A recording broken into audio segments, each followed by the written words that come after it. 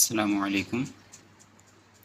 मैं हूं सरबाबर अली और आप देख रहे हैं न्यू फिज़िक्स एकेडमी। आज हम चैप्टर नंबर 16 की एग्जाम्पल नंबर 16.7 को सॉल्व करने वाले हैं। एग्जाम्पल 16.7 हमारे पास है, a 50 gram piece of copper at 100 degree centigrade is placed in 200 gram of water at 20 degree centigrade. हमसे कह रहे हैं कि हमारे पास एक 50 ग्राम का पीस है कॉपर का एट 100 डिग्री सेंटीग्रेड, उसका जो टेम्परेचर है वो 100 डिग्री सेंटीग्रेड है। उसको हम रख देते हैं 200 ग्राम वाटर में जिसका टेम्परेचर है 20 डिग्री सेंटीग्रेड। ठीक है। If the final temperature of the system is 30 degree centigrade, हमें बुक में 30 डिग्री गिवन है, अगर 30 से करेंगे तो बुक वाला आंसर नहीं आएगा, इसलिए हमें इसकी जगह 21.8 डिग्री सेंटीग्रेड यूज़ करना पड़ेगा। तो टेम्परेचर इसका है 21 डिग्री सेंटीग्रेड।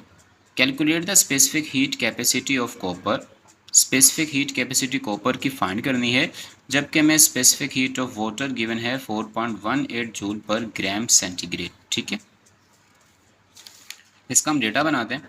हमें मास ऑफ कॉपर गिवन है 50 gram, temperature of copper given है 100 ग्राम, मास ऑफ वाटर गिवन है 200 ग्राम, टेम्परेचर ऑफ वाटर गिवन है 20 डिग्री सेंटीग्रेड। ठीक है, ये देखें, हमें मास ऑफ कॉपर है 50 gram, temperature of copper 100 degree centigrade, mass of water है 200 ग्राम एट 20 डिग्री सेंटीग्रेड पर।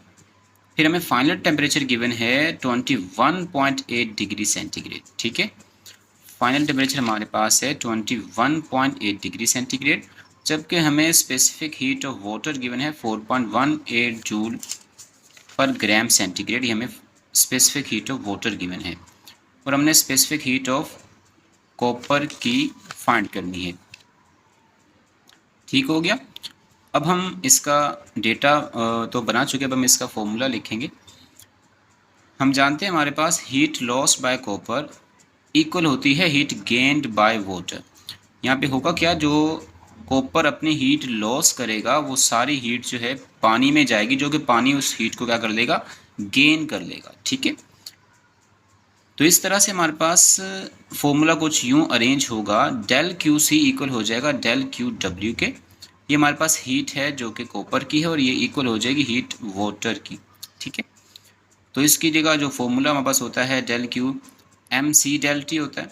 ठीक है, तो हमने कॉपर की वजह से सी लगाया, तो यहाँ भी C M C mass of copper, specific heat of copper और ये डेल टी टेम्परेचर आ जाएगा। ऐसे ही डेल डब्ल्यू हमने यहाँ डब्ल्यू यूज़ किया है, तो हमारे पास specific heat of water, mass of water और टेम्परेचर आ जाएगा। ठीक है, अब इसका फॉर्मूला कुछ इस तरह से लिखेंगे कि ये हमने सी तो फाइंड करना है, specific heat of copper, M C को हमने अंदर लिखा। ठीक है, और फिर हमारे पास जो टेम्परेचर डेल टी होगा वो किसके इक्वल होगा, T C minus T F के। ठीक है, टी सी हमारे पास क्या है, टेम्परेचर है हमारे पास कॉपर का टी सी।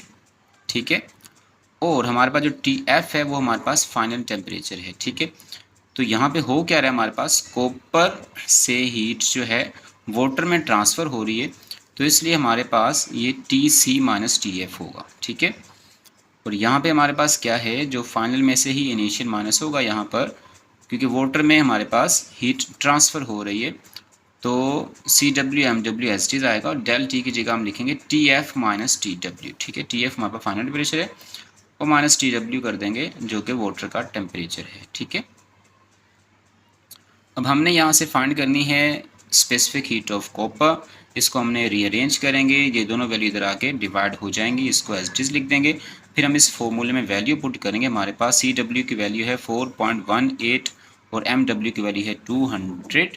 सी डब्ल्यू की हमारे पास वैल्यू कितनी है भाई, 4.18 और हमारे पास एम डब्ल्यू की वैल्यू है 200 ग्राम। ठीक है, इसके बाद हमारे पास जो T F minus T W, T F हमारे पास है 21.8 और टी डब्ल्यू है 20। टी एफ है 21.8 और टी डब्ल्यू हमारे पास है 20 डिग्री सेंटीग्रेड। ठीक है, और हमने अपॉन में क्या किया, हमने अपॉन में लिखा है M C mass of copper और T C minus T F कर दिया। टी एफ तो हमारे पास 21 ही था और टी सी हमारे पास 100 डिग्री है, ठीक है। टी सी हमारे पास है 100 डिग्री सेंटीग्रेड और हमारे पास जो है मास ऑफ कॉपर है वो 50 ग्राम है, ठीक है। तो हमने सारी वैल्यू पुट कर दी। अब हम क्या करेंगे, इसे मज़ीद फर्दर सॉल्व करते हैं। इनको इनमें से माइनस करवा देंगे, फिर सारी वैल्यू को मल्टीप्लाई करवा देंगे। इसको इसमें से माइनस करेंगे, हमारे पास बचेगा 1.8।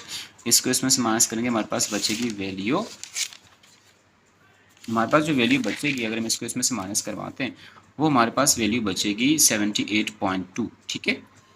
तो इन तीनों को मल्टीप्लाई करवाएंगे, ये आंसर आएगा। इनको इनसे मल्टीप्लाई करवाएंगे, ये आंसर आ जाएगा। इन दोनों को आपस में डिवाइड करवाएंगे तो हमारे पास फाइनल जो रिजल्ट है स्पेसिफिक हीट ऑफ कॉपर है वो हमारे पास आ जाएगी 0.38 जूल पर ग्राम सेंटीग्रेड, ठीक है।